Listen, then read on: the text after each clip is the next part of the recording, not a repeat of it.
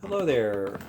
We're continuing with our series on how to create a Kettlewell frictionless mouthpiece slider. Boy, that is slick, isn't it? Look at that. Whew. It's got no friction. It also has no hole. Not yet. Well, let's go over some of the issues in putting a hole in a slider. First of all, once the slider has been perfectly shaped on the underside, and this one has, you can see it's looks like a mirror on the underside. It's perfect, and it is a wonderful shape for the lip. You have to put the hole in the right place, and the best way to do that is put the slider right on the unit, center it over the hole, and then put a dot right there. So let's do that together and see that procedure. Hopefully you can see it clearly while I do it.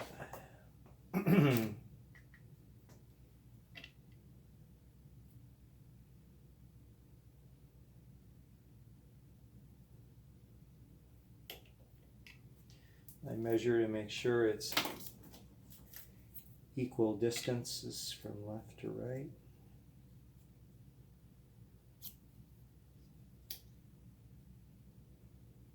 It is. Look at it for general orientation. Okay, now to go over this procedure in a little bit more detail before I do it, I start by drilling with a very, very small drill, because I have to kind of hold this by hand, and you can't do it with a drill press. It'll crack the acrylic sometimes, or so you can see I've put the black dot on it. I'll use a tiny drill and then progressively larger ones until I get to the size of the hole in the harp. But then, in order for the slider to move comfortably left and right, the edge of the hole on the underside can't be sharp, so it has to be augured and smoothed. I'll do that with a Dremel. And the same thing on the hole at the top, so it doesn't hurt the lip or the tongue when you're playing. There's quite a bit going on here. Let's get started with it.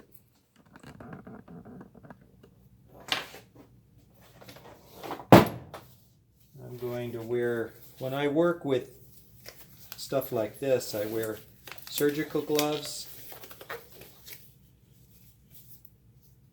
And I do that because it gives me an improved grip on the gloves. The heavy gloves, it grips better than it would on skin.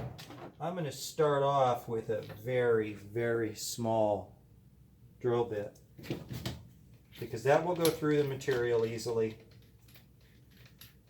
And that one's too small to even be held by the unit.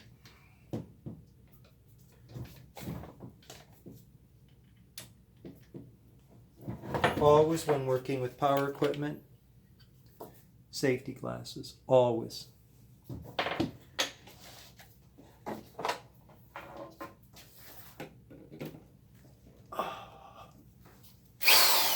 These things spin both ways. You want to make sure you got it spinning the right way. Now, then I put on the leather gloves. Okay. This is done very slowly, very, very carefully. I'm going to check that positioning of that hole one more time.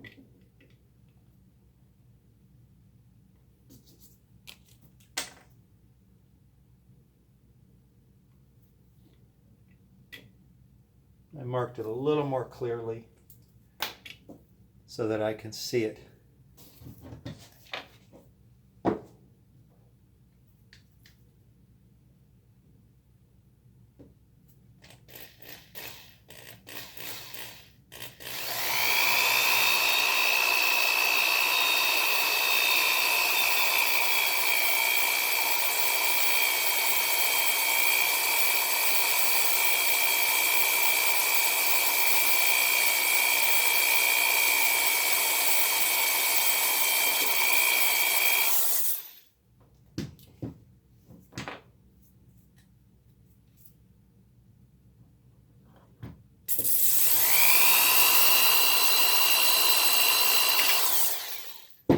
Okay, now one advantage of doing it this way, so with such a small hole, is that if it's in the wrong place, which could happen, I can still fix it.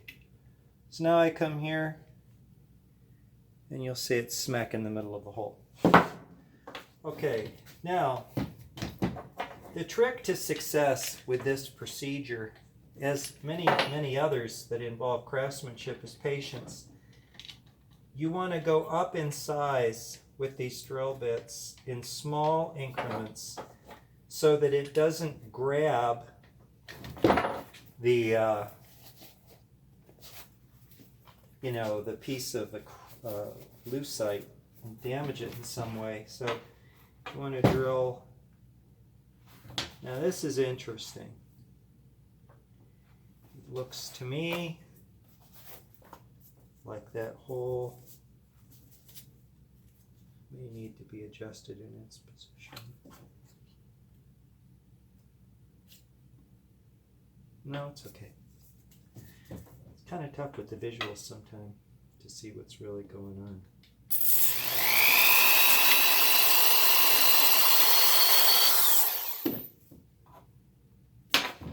So you see the second cut was a lot easier and a lot faster because I'm working up in such small increments.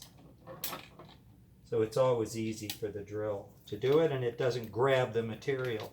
I don't even need the gloves really at this point because there's no, I don't always wear gloves. Sometimes, I mean, I have these for a better grip.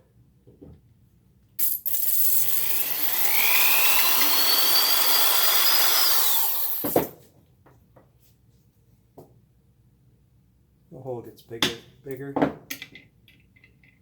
Another check.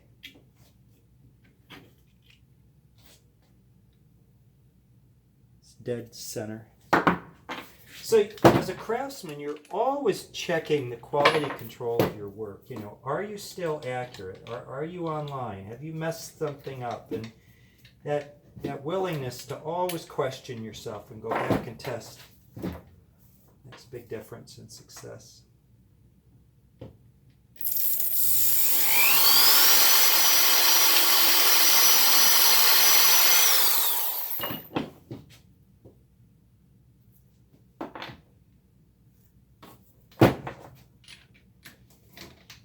Now I'd like to kind of have a feel here soon for how far I need to go, how big the hole needs to be. Usually it's about 1/4 inch on Seydels. But we'll see. I would always go at least the same size as the hole in the harmonica, but sometimes bigger.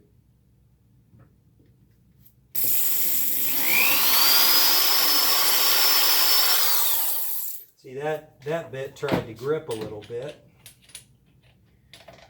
and it was easy to stop it, but you try to use a big bit right off the bat, it'll grab that plastic lucite hard. So that's why I do it this way.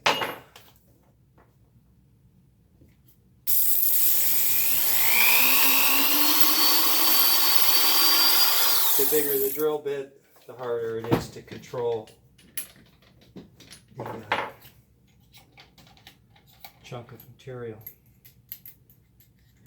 And as a matter of fact, because that's true, I'm going back to these gloves.